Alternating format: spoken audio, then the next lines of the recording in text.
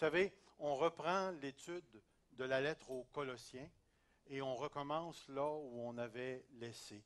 Et on entrait dans cette partie de la lettre aux Colossiens qu'on avait appelée les hérétiques. Vous savez ce que c'est qu'un hérétique? C'est une personne qui propage une fausse doctrine. C'est aussi simple que ça. C'est une personne qui enseigne des choses qui ne sont pas vraies, comme si elles étaient vraies. C'est pas des textes les plus plaisants à prêcher. Mais la difficulté, c'est que la lettre aux Colossiens aurait été écrite au début de l'Église par l'apôtre Paul s'il y avait des hérétiques et des gens qui enseignaient de la fausse doctrine à ce moment-là. Pensez-vous que ça l'a disparu jusque parce que la lettre a été écrite, puis après ça, il n'y en a plus eu? Tout au long de l'histoire de l'Église, on retrouve des gens qui ont voulu fausser le message de Jésus-Christ. Et encore aujourd'hui, par différentes tactiques et différents moyens, nous sommes encore exposés à certains prédicateurs qui exposent des choses qu'on n'est réellement pas en mesure d'accepter selon les standards de la parole de Dieu. Et c'est pourquoi ce matin, le titre du message, c'est « Oh man, watch-toi! » Watch-toi! Pour la simple raison que ça peut arriver à n'importe quel moment où tu vas rencontrer des gens qui vont t'apporter un enseignement qui va dévier de la parole de Dieu. Alors, c'est important de bien comprendre. Si vous avez lu la lettre aux Éphésiens, vous allez voir qu'une des choses que l'Église d'Éphèse avait réellement besoin d'apprendre, c'était le plan de Dieu. Parce que du début à aller jusqu'à la fin du chapitre 3, l'apôtre Paul expose le plan de Dieu à l'Église d'Éphèse. Si vous allez dans la lettre aux Philippiens, qui est une autre lettre qui a été écrite à peu près dans la même période, et on pense dans le même lieu parce qu'on appelle les lettres de prison, nous retrouvons le besoin d'unité dans l'Église. Mais lorsqu'on arrive à la lettre aux Colossiens, ce qui prédomine, c'est la Christologie, c'est-à-dire la doctrine de Christ, l'enseignement sur la personne de Christ. Vous vous rappellerez sans doute que dès le début, Christ nous est présenté comme étant le grand créateur, celui qui a créé toutes choses et de qui toute chose dépend. Il est la tête de l'Église, c'est lui qui gouverne le tout. Il est le centre de tout. Et l'apôtre Paul ramène continuellement cette idée d'un Christ au centre de l'univers, au-dessus de l'univers, par qui tout s'accomplit, la volonté de Dieu se réalise seulement en lui. Alors, on apprend que dans l'Église de Colosse, il y avait définitivement une déviation qui se faisait au niveau de la pensée christologique, c'est-à-dire la pensée sur Christ. Il y avait quelque chose dans l'Église, des gens qui apportaient un enseignement qui était pour décentrer l'Église de Dieu sur la personne de Jésus-Christ. Et lorsqu'on entre dans la partie où l'apôtre Paul va entamer son enseignement sur ces hérétiques, l'apôtre Paul va nous présenter quelque chose de très intéressant. Dans la première partie, les versets 2 à 7, nous exhorte à rester attachés aux enseignements authentiques sur la personne du Christ et sur sa seigneurie. Christ est Seigneur. Et parce qu'il est Seigneur, l'Église lui doit obéissance en toutes choses. Alors, on a le texte qu'on a vu la dernière fois avant les fêtes qui disait « Ainsi donc, comme vous avez reçu le Seigneur Jésus-Christ, marchez en lui, étant enracinés, fondés en lui, affermis par la foi d'après les instructions qui vous ont été données, abondez en actions de grâce. » Christ est le centre. Lorsqu'on arrive dans la deuxième partie, c'est très intéressant, parce que cette partie-là, elle est beaucoup plus longue, de 8 à 23. L'apôtre nous présente 3 exhortations négatives. Et 3 exhortations négatives qui s'attachent au titre « Watch-toi ». Regardez bien. Prends garde que personne ne fasse de vous sa proie par la philosophie, par une vaine tromperie, s'appuyant sur la tradition des hommes. On va regarder ce texte plus en profondeur. Ensuite, au verset 16, il va dire que personne donc ne vous juge. Et encore une fois, au verset 18, qu'aucun homme, sous une apparence d'humilité par un culte des anges, ne vous ravisse à son gré le prix de votre course. 3 fois dans cette section, l'apôtre Paul va exhorter les chrétiens à dire « Prends garde, prends garde, prends garde », parce qu'il y a quelque chose qui t'est présenté, puis ça peut avoir l'air succulent, mais la première chose que ça fait, c'est que ça te dévie de Jésus-Christ. Et ce que nous allons faire dans le temps que nous avons ce matin, nous allons regarder les 3 premiers versets intensément, on dirait plus en profondeur, et nous allons regarder la suite du texte en allant chercher l'idée principale. On va diviser notre section en 2. Cette semaine, on va faire la première partie. La semaine prochaine, on va faire l'autre partie. Mais c'est important que vous saisissiez cet élément de la Christologie. Parce que dès le début de cette section-là, où l'apôtre Paul rentre encore plus profondément dans la fausse conception, c'est-à-dire dans l'hérésie, la première chose qu'il fait, c'est de nous parler de Jésus-Christ. Regardez le texte, on va le lire ensemble. Il va dire, prenez garde que personne ne fasse de vous sa proie par la philosophie, par une vaine tromperie, s'appuyant sur la tradition des hommes, sur les rudiments du monde. Et regardez, il ramène Jésus-Christ et non sur Christ. Et remarquez encore au verset 9, « Car en lui habite corporellement toute la plénitude de la divinité. » Encore une fois, il prend Jésus-Christ et il le met au centre. Vous avez tout pleinement en lui qui est le chef et de toute domination et de toute autorité. Christ au-dessus de tout. Vous avez tout pleinement en lui. C'est en lui que vous avez été circoncis d'une circoncision que la main n'a pas faite, mais la circoncision de Christ qui consiste dans le dépouillement du corps de la chair. Comprenez-vous quelque chose? Ça parle de clip, clip, clip. Circoncision. On va voir. Ayant été ensevelis avec lui par le baptême, vous êtes aussi ressuscités en lui et avec lui par la foi en la puissance de Dieu qui l'a ressuscité d'entre les morts. Encore une fois, la Christologie est au centre. Vous êtes ce que vous êtes à cause de Jésus-Christ. Le verset 13. Vous qui étiez morts par vos offenses et par l'incirconcision de votre chair, il vous a rendu à la vie avec lui. Dieu nous a rendus à la vie avec Christ, avec lui, en nous faisant grâce de toutes nos offenses. Il a effacé l'acte dont les ordonnances nous condamnaient et qui subsistait contre nous, et il les a détruits en les clouant à la croix. Encore l'œuvre, la personne de Jésus-Christ. Il a dépouillé les dominations, les autorités, les a livrées publiquement en spectacle en triomphant d'elles par la croix. La personne de Jésus-Christ encore, son œuvre. Voyez-vous, pour l'apôtre Paul, c'est central. Tu ne pourras jamais remplacer Jésus-Christ. Tu ne pourras jamais mettre une autre personne dans le rôle spécifique, unique et authentique qu'il a joué. Tu ne pourras jamais déplacer Jésus-Christ pour y mettre autre chose au centre. Que l'Église se rappelle que tout est secondaire à ce que Jésus-Christ est. Que rien ne peut remplacer la personne et l'œuvre de Jésus-Christ. Et c'est pourquoi nous arrivons ici et nous commençons avec la première partie du verset 8.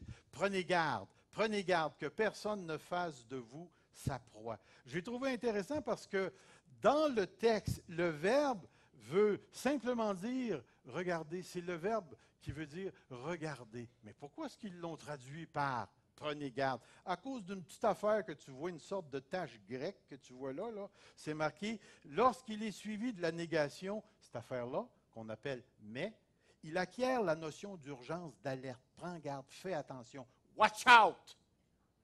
Et c'est pourquoi l'apôtre est en train d'allumer l'Église en disant, prenez garde, watch-toi, watch l'Église. Il y a un état d'alerte qui est important parce qu'il y avait des gens aux portes de l'Église qui étaient prêts à entrer dans l'Église pour donner aux gens, pour donner à tous les chrétiens qui étaient là un enseignement. Puis rappelez-vous de la lettre aux Corinthiens, Dieu a sauvé les choses folles. C'est qui ça, les folles?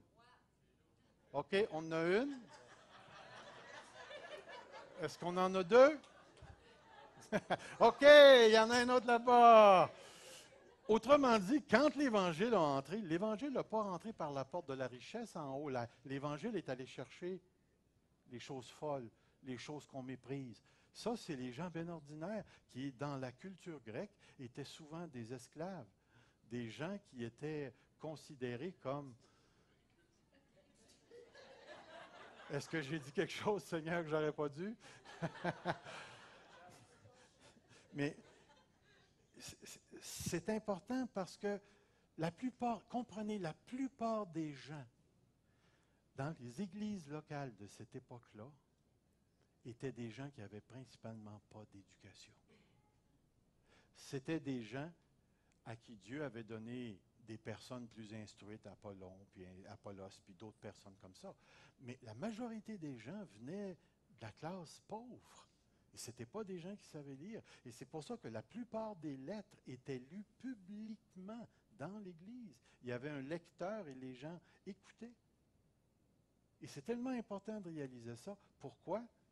Parce qu'encore aujourd'hui, la majorité de personnes qui composent l'Église, ce n'est pas des gens qui sortent toutes des universités puis des grands docteurs et ainsi de suite. C'est du monde ordinaire comme vous et moi. Puis, avez-vous le temps, vous, de suivre un cours de grec, de prendre de la théologie à n'en plus finir, puis de lire des articles de je ne sais pas trop qui a écrit en Afrique ou ainsi de suite? On n'a pas le temps de faire ça. Puis là, à un moment donné, il y a un beau parleur qui se présente et qui dit, voici, je vous dis la vérité. Pouf! Que Dieu nous protège. Il y a un état d'urgence dans l'Église de Colosse où l'apôtre Paul doit réveiller leur intelligence et leur dire la centralité de Christ est tellement importante. Ensuite, le texte dit, prenez garde que personne ne fasse de vous sa proie. C'est intéressant, hein? Nous, on prend une grande phrase pour essayer de rendre l'idée du mot qu'il y a là, mais ce qui est intéressant, c'est mot unique qui transporte d'une manière vivide l'idée du kidnapping. Avez-vous déjà été kidnappé? En tout cas, s'il aurait essayé avec moi, il aurait eu de la misère à me lever, j'aurais été bien content. Mais l'idée, là, et comprenez bien, parce que l'apôtre Paul nous donne en miettes ce qu'il va nous donner plus intensément tout à l'heure. Ici, l'apôtre Paul est en train de nous dire, écoutez, le kidnappeur, le menteur, ne se présentera pas à toi avec une grosse pancarte qui flash, qui dit « Je suis un loup, je suis un loup, je suis un loup ». Il va se présenter, mais le but de son enseignement, c'est de te pogner. Et comment est-ce qu'il va te pogner? Il va te pogner par les idées. Il va faire entrer une petite affaire qui va commencer à pousser, à pousser, à pousser, à pousser, et ça va devenir central. C'est comme si l'apôtre disait, il existe une véritable possibilité de se faire enfirouaper. Une vraie possibilité de se faire avoir. Et l'Église de Dieu doit être armée de ça. Pour ceux qui ont lu le petit bulletin ce matin, le petit mot du pasteur, la dernière phrase va nous parler, dans le petit mot, de ce qui s'en vient la semaine prochaine. Parce que la semaine prochaine, ça va toucher un sujet qui nous touche toute la gang. Les visions, les prophéties, et ainsi de suite. Et justement, au cœur de cette hérésie-là se trouvait un culte aux anges et se trouvait cette notion ou cette expérience extatique à travers laquelle les gens avaient des visions. Et ces visions-là étaient tellement présentes, tellement gouvernantes dans leur pensée qu'ils passaient leur temps à gouverner leur vie en fonction de ces visions-là. Et toute la spiritualité qui était proposée non pas en raison de la personne de Christ, mais en raison de ce que moi j'ai expérimenté dans mes visions. Vous allez voir, on va développer ça la semaine prochaine. Ici, il nous dit, prenez garde que personne ne fasse de vous sa proie par la philosophie et par une vaine trompée. À toutes les fois que je lis ce texte, je pense à moi. Ah, ok, je pensais qu'il y aurait une réaction. Il n'y en a pas. Il n'y en a pas. Savez-vous pourquoi je pense à moi quand je lis ça? Parce que je suis allé étudier en philosophie. Puis je me rappellerai toujours de cette expérience-là. Quand j'ai dit à quelques frères que je m'en allais faire une maîtrise en philosophie, savez-vous ce qu'on m'a dit? On m'a dit, tu entres dans le territoire du diable. Moi, il fallait juste me dire ça pour que je rentre. C'est tellement... C'est juste pour vous dire à quel point l'idée du contexte est importante. Regardez bien ici. Il y a un monsieur que j'aime beaucoup qui va venir enseigner au Québec au mois de mars, monsieur Desgimaux, qui souligne l'importance de l'article qui indique le lien entre les deux groupes de mots philosophie et vaine tromperie. Puis remarquez le commentaire, ce n'est pas l'entreprise de la philosophie qui est condamnée, mais celle qui est spécifiquement propagée par les faux docteurs. Puis remarquez la phrase, comment lui l'a traduit, par une philosophie vaine et trompeuse. Autrement dit, l'apôtre Paul n'est pas en train de dire que la philosophie, c'est une chose mauvaise en soi. Saviez-vous que le christianisme, c'est une philosophie de vie? Et que lorsque vous parlez de Christ, vous faites à la fois de la théologie et de la philosophie, puisque vous raisonnez sur ce que vous croyez. Puis regardez ici, il y a des versions qui ont saisi la portée du texte qui dit « Prenez garde que personne ne fasse de vous sa proie au moyen d'une philosophie trompeuse et vide. » Puis regardez la Bible liturgique, elle va virer les mots de bord. Elle va dire « Prenez garde à ceux qui veulent faire de vous leur proie par une philosophie vide et trompeuse. » Ils revirent de bord, parce que les deux mots ont quelque chose en commun. C'est important de réaliser ceci. Toutefois, j'ai peut-être un petit bémol à mettre pour les frères qui aimeraient aller étudier en philosophie. Faites de la théologie avant. Faites de la théologie avant d'aller étudier en philosophie. Un jour, lorsqu'on était sur la rue Centre, il y avait un jeune homme qui était venu me voir d'une autre église qui voulait aller faire un bac en philo. Et puis, je lui ai demandé s'il connaissait assez bien sa Bible. La réponse était « je ne suis pas certain ». Alors, je l'ai fortement encouragé de s'orienter vers la théologie en premier, afin de réellement meubler sa pensée de la pensée biblique, de la pensée de Christ avant d'entrer. Parce qu'oubliez pas, la plupart des profs de philo au Québec ne sont pas chrétiens et regardent le christianisme avec mépris. Moi, quand j'étais aux États-Unis, j'ai eu la chance de travailler et d'étudier sous des profs chrétiens qui avaient fait des doctorats en philosophie. Puis laissez-moi vous dire que réfléchir avec ces gars-là, c'était comme prendre un bain. Et vous savez comment j'aime les bains. Alors, ça a été succulent, succulent. Mais gardez bien la pensée ici, parce que vous allez voir que c'est tellement important ce que l'apôtre Paul dit. Une philosophie vide et trompeuse, premièrement, vous savez que dans la Bible, on a deux mots pour vide, hein? On a vide dans le sens de vide. Je t'invite à la maison pour manger un morceau de tarte, c'est de la tarte au bleuet, puis je mets dans ton assiette juste la croûte. Puis à la fin du dessert, je te dis, l'as-tu aimé ta tarte au bleuet? La tarte est vide. Mais pourtant, je l'ai appelée tarte au bleuet. Explique-moi ça. Il n'y avait pas de bleuet. Mais il y a un mot qui veut dire être vide, qui n'a pas de contenu. Mais il y a un autre mot aussi qui veut dire inutile, et on le traduit par vain. C'est dans le sens que ça ne rencontre pas les objectifs qu'une personne devrait avoir. Vous rappelez-vous du texte dans Jacques qui dit « Si un homme ne sait pas retenir sa langue, blablabla, blablabla, la religion de cet homme-là est... » Mais le mot veut dire inutile. C'est-à-dire que la religion devrait produire un effet sanctifiant sur cette personne, de sorte que sa langue aurait dû être influencée. Mais la religion qu'il pratique n'influence pas, sa religion est complètement inutile, dans le sens qu'elle ne produit pas les fruits.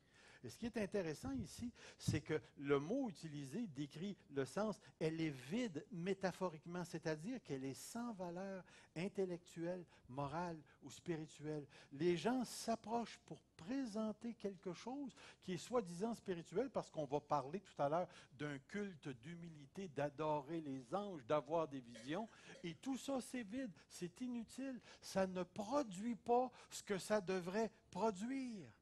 Et il y a toute une exhortation pour nous ici. Une exhortation tellement importante. Parce qu'il y a des gens qui vont mettre des emphases sur certaines choses. Je ne sais pas, moi, prenons... je sais pas, moi. Je me suis déjà fait dire que j'étais un chrétien de deuxième classe parce que je ne parlais pas en langue. Then I started to speak in English.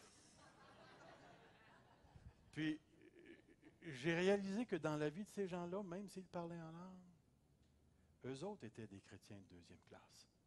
leur vie ne reflétait pas ce que les langues sont supposées de donner. Est-ce qu'il n'y a pas un texte dans les Écritures qui dit que celui qui parle en langue s'édifie lui-même? Et moi, je crois au don des langues. Et je crois réellement que les gens qui ont le don des langues sont capables de s'édifier eux-mêmes. Mais comment ça se vit, ça, l'édification personnelle? Mais je vais la voir dans les relations que j'ai avec les gens. Et je vais voir que son parler en langue n'est pas vain. Parce que le parler en langue est supposé d'édifier, est supposé de faire de toi une personne plus proche de Dieu, une personne plus proche de moi. Si tu es vraiment spirituel et que tu m'invites à souper, tu vas faire du macaroni. Tu vas être sensible aux besoins des autres autour de toi. C'est ce que le parler en langue devrait produire. Une personne qui parle en langue et qui est dans l'Église, dans la louange, cette personne-là devrait être remplie de joie. Ça produit la joie.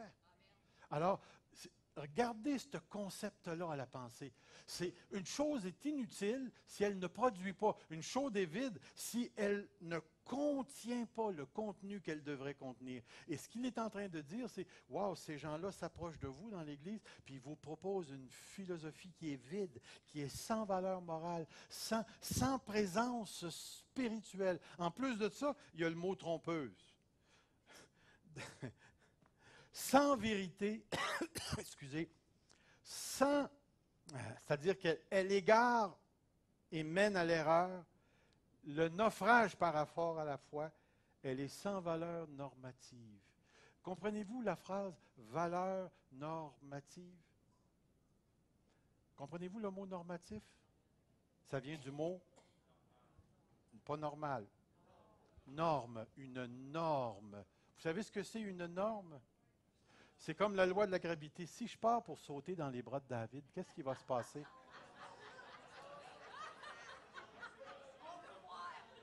Non. L'idée ici, là, c'est que si je me laisse aller, là, il y a une sorte de patente qu'on appelle la loi de la gravité qui va faire que je vais effouérer mon frère. Ça, c'est une norme. C'est obligatoire. Puis si jamais je le fais, je vais le faire seulement et seulement si vous venez le faire après. Parce que je veux tester, voir si c'est vrai ce que je dis. Parce que si ce que je dis c'est vrai, c'est une norme qui s'applique à tout le monde. Alors ici, ce que vous avez, c'est que la philosophie qui est proposée, elle est sans norme, elle est sans valeur normative, c'est-à-dire qu'elle ne peut pas guider la vie dans la vérité. Et c'est ça qui est grave avec l'hérésie. C'est un enseignement qui ne donne aucun cadre pour guider ta vie. Par exemple, Marie, aimez vos femmes. Vous savez, j'ai dit ça parce que je savais qu'il y en aurait qui diraient Amen. Mais l'idée, là, est-ce que c'est juste, je ne sais pas moi, un petit proverbe en passant ou c'est une norme? C'est intéressant, ça. C'est une norme. OK, on va y aller sur l'autre côté. Femmes, soyez soumises à vos maris.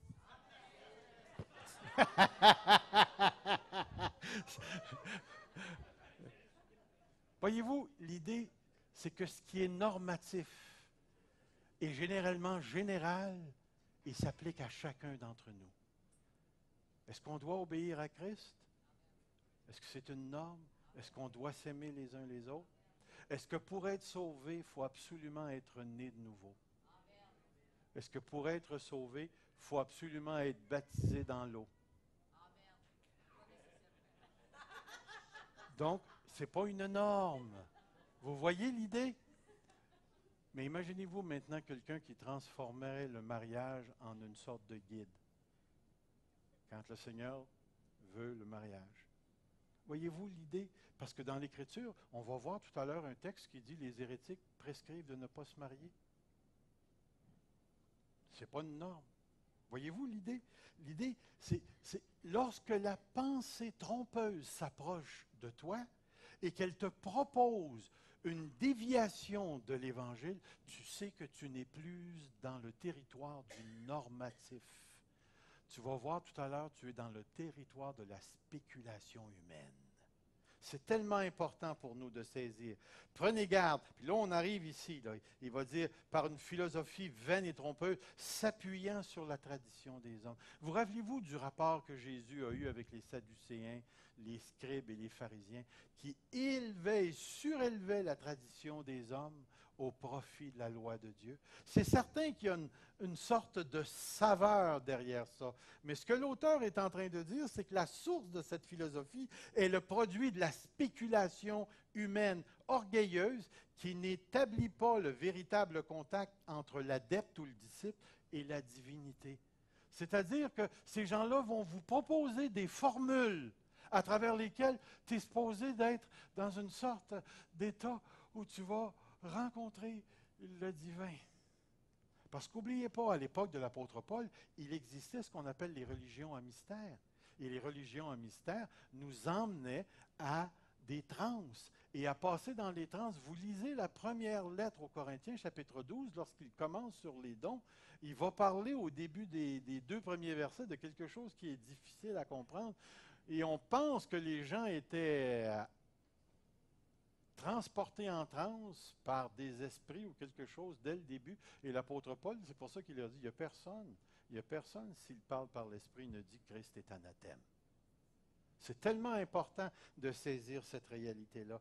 La tradition des hommes, c'est souvent ce que l'apôtre Paul fait ressortir, c'est la spéculation humaine. Puis la spéculation humaine va commencer comme ceci. Moi, je pense que. Moi, je pense que. Puis moi, je te dis que. Puis après tout, ce que moi je pense, là, c'est l'autorité. Là. Quand je te parle, je te dis, il faut que tu le crois. Prenez garde, prenez garde. Tous les gourous qui frustrent la liberté humaine au lieu d'éduquer les gens à manager, à administrer leur propre liberté, sont des gens dangereux. Des gens dangereux. C'est tellement important pour nous. Puis en plus de ça, comprenez bien, le véritable christianisme t'amène toujours dans la liberté produite par Jésus-Christ. Mais la liberté en question, ce n'est pas une liberté émotionnelle. Tu sais, quand quelqu'un va te dire « prends ta liberté », en réalité, ce qu'il veut dire, c'est « sois pas gêné ». Saute en avant, vas-y, fais ce que tu penses que Dieu te demande de faire. Aucun problème avec ça. Mais dans l'Écriture, la liberté, elle est presque tout le temps rattachée à la délivrance du péché. Une fois que tu es délivré du péché, on devrait voir les fruits de cette délivrance-là dans ta vie. Puisque tu es libéré, vous connaîtrez la vérité et la vérité vous rendra libre. Mais libre de quoi? Du péché. De vivre pour Dieu.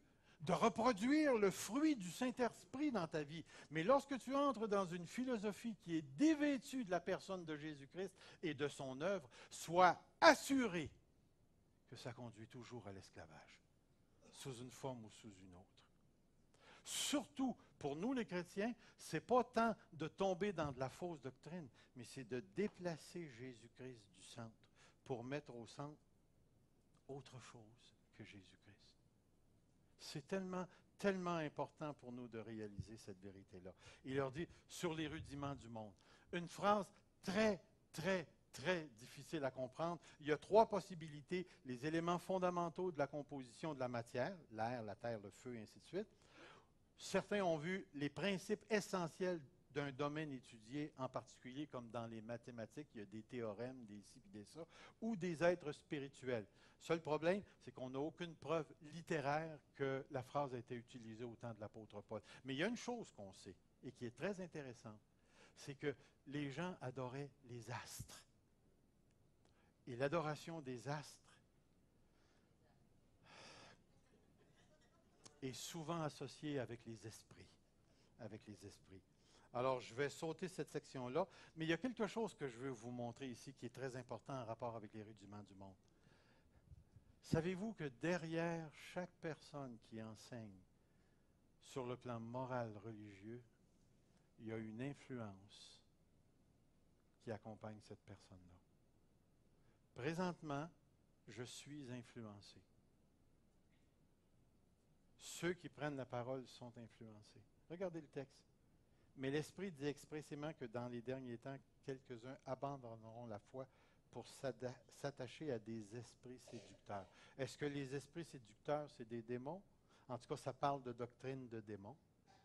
Puis là, le moyen, c'est par l'hypocrisie de faux docteurs, portant la marque de la flétrissure dans leur propre conscience, prescrivant de ne pas se marier, prescrivant de ne pas se marier, norme, prescrivant une norme, ne pas se marier et de s'abstenir d'aliments que Dieu a créés pour qu'ils soient pris avec action de grâce par ceux qui sont fidèles et qui ont connu la vérité. Regardez un autre texte dans la première lettre de Jean. Bien-aimés, n'ajoutez pas foi à tout esprit. De quel esprit qui parle ici? Éprouvez les esprits pour savoir s'ils sont de Dieu. Et là, il va dire, car plusieurs faux prophètes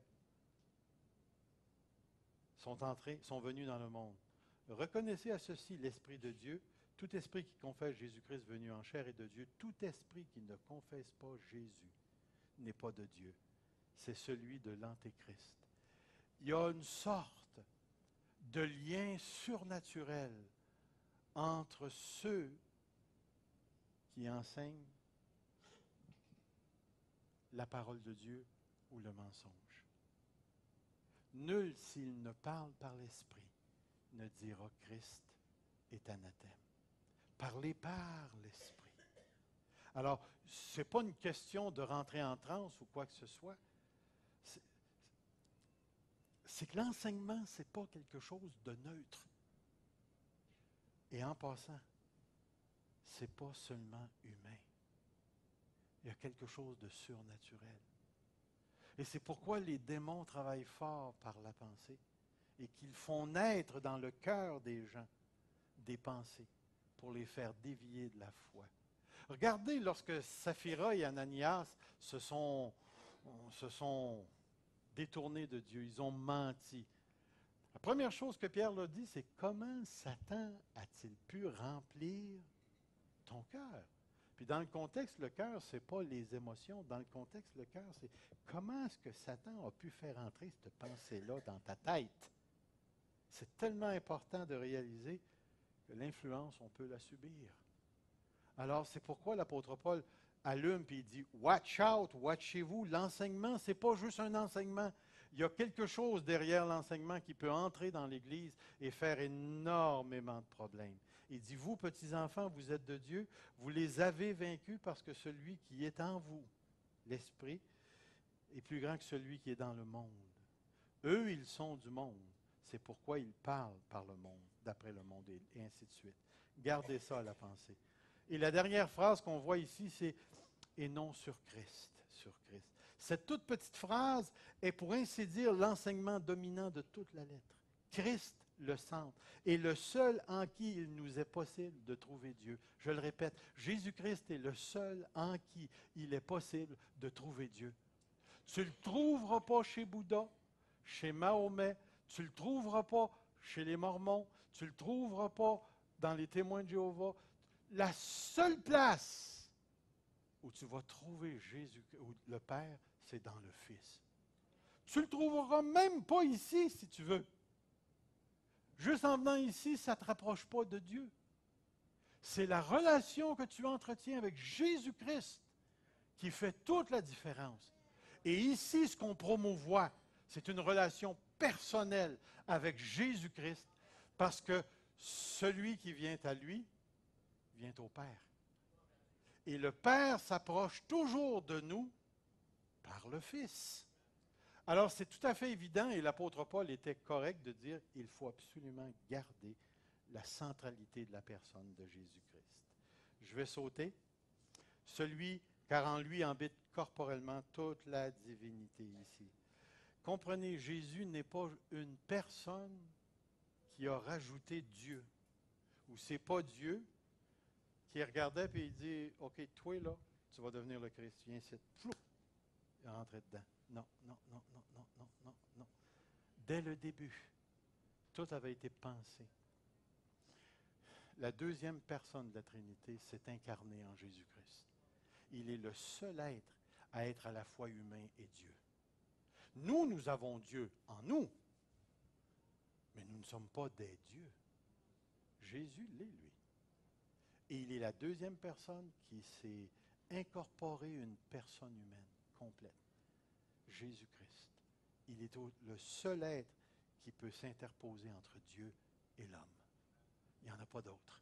Alors donc, en lui habite corporellement. Et ensuite, l'apôtre Paul va arriver à un autre texte, il dit, vous avez tout pleinement en lui. Parce que les hérétiques vont leur dire, Jésus-Christ, c'est pas assez. Vous allez avoir besoin de ça.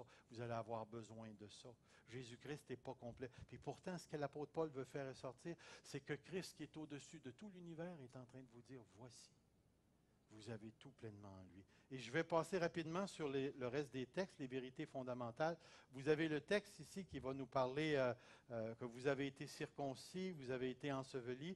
Et la vérité, c'est que par un acte divin, nous avons été coupés de la vieille vie d'autrefois, par le moyen de votre union avec Jésus-Christ, avec Christ, qui a été manifesté dans le baptême. Remarquez la grosse phrase. Vous êtes morts et ressuscités avec lui. C'est ce que nous sommes. Nous sommes des ressuscités. Un autre texte, vous qui étiez morts par vos offenses et par l'incirconcision de votre chair, il vous a rendus à la vie avec lui en nous faisant grâce de toutes nos offenses. Regardez la vérité qui est ici. De mort que nous étions, il nous a rendus à la vie par le pardon. Plus de culpabilité. Celui qui est en Christ n'a plus la culpabilité de sa faute parce qu'il est maintenant associé, uni à Jésus-Christ qui a payé tous ses péchés à la croix. L'autre texte, il a effacé l'acte dont les ordonnances nous condamnaient et qui subsistait contre nous. Il l'a détruit en le clouant à la croix. Dieu nous a, et j'aime tellement ces deux mots-là, irrémédiablement et irrévocablement pardonné en déchirant le contrat de nos dettes, contrat qu'il avait auparavant décrété. Écoutez, obéir à Dieu, ce n'est pas une option. Ça n'a jamais été une option. La créature, lorsqu'elle a été créée, elle a été créée pour Dieu, par Dieu. Et elle lui appartient. Et elle lui doit obéissance. Même si les gens ne le font pas, même si les gens ne croient pas, ce sont des créatures qui sont obligées. Dans la croix, il s'est passé quelque chose. C'est comme si Dieu a pris toute la cochonnerie de nos vies, puis il a fait, puis il a mis ça dans le feu. Maintenant, il n'y a plus rien entre vous et moi. C'est pourquoi on arrive ici. Il a dépouillé toute dénomination, les autorités, il les a livrées publiquement en spectacle, en triomphant d'elles par la croix. Pour nous, cette phrase-là, on arrive à la comprendre. Mais si on la contextualise, savez-vous ce que les Romains faisaient lorsqu'ils avaient eu une victoire? Ils rentraient à Rome. Vous avez déjà vu ça dans un film? Une grande procession qui rentre à Rome. Puis le grand général était assis dans son char avec un cheval blanc. Et puis il y avait une grande corde en arrière. Puis le général de l'autre gang marchait en arrière de lui. Et c'était pour déclarer publiquement la victoire. Et ce que le texte est en train de nous dire, c'est qu'à un moment donné, par la croix, il s'est passé quelque chose dans la croix où tous les esprits maléfiques, les pouvoirs, les dominations qui avaient autorité sur nous à cause de l'acte qui n'avait pas été déchiré, ont été complètement dépouillés dans le moment particulier de la croix de Jésus-Christ. Et maintenant, savez-vous ceci? Il n'y a plus un démon, plus un esprit qui peut se présenter devant Dieu en disant « Celui-là, celle-là m'appartient ». Maintenant, le seul qui vous réclame, c'est Jésus-Christ. Et lui seul. Il n'y a plus d'autorité. Il n'y a plus d'autorité autre que celle de Christ sur nous. Et c'est pourquoi nous devons saisir, il a dépouillé tous les êtres de pouvoir des droits qu'ils avaient sur nous publiquement. Alors, ces quatre vérités-là, l'apôtre Paul les place. Si je vous résume tout ce qu'on a vu, c'est que l'apôtre Paul est en train de dire « Watch out ». Il y a des gens qui veulent votre pensée et qui veulent vous kidnapper au niveau de votre foi.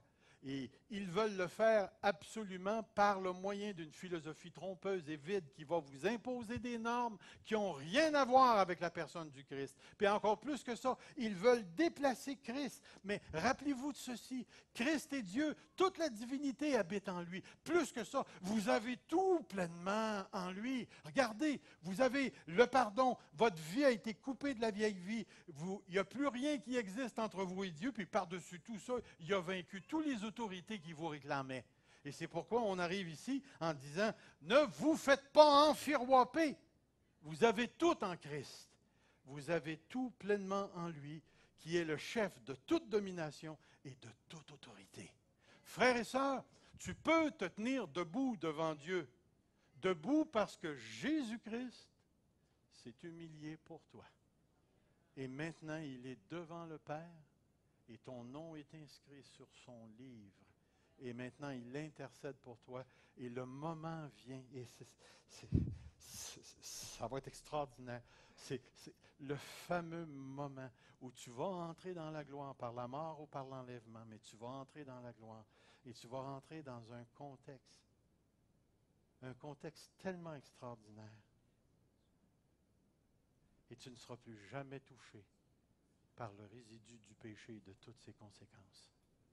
Et tout ça à cause de la centralité de la personne de Jésus-Christ. Rappelez-vous de ce qu'il a dit avant de partir. Tout pouvoir m'a été donné dans les cieux et sur la terre. Et toi et moi, nous sommes sous le pouvoir de Christ. Amen. Que Dieu nous guide. Alors à ce point-ci, que Jésus-Christ nous guide, que Jésus-Christ garde l'Église fusion dans la centralité de Jésus-Christ. Et laissez-moi vous dire une chose. Ce que j'aime de l'équipe pastorale ici, c'est qu'on se soucie réellement de la doctrine de la Bible. On veut rester attaché à la saine doctrine, puis on se défie entre nous autres. Bonne manière de dire, reste fidèle. Reste fidèle.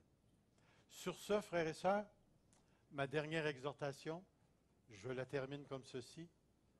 Ne vous faites pas enfiroiper. Amen. Que le Seigneur vous guide.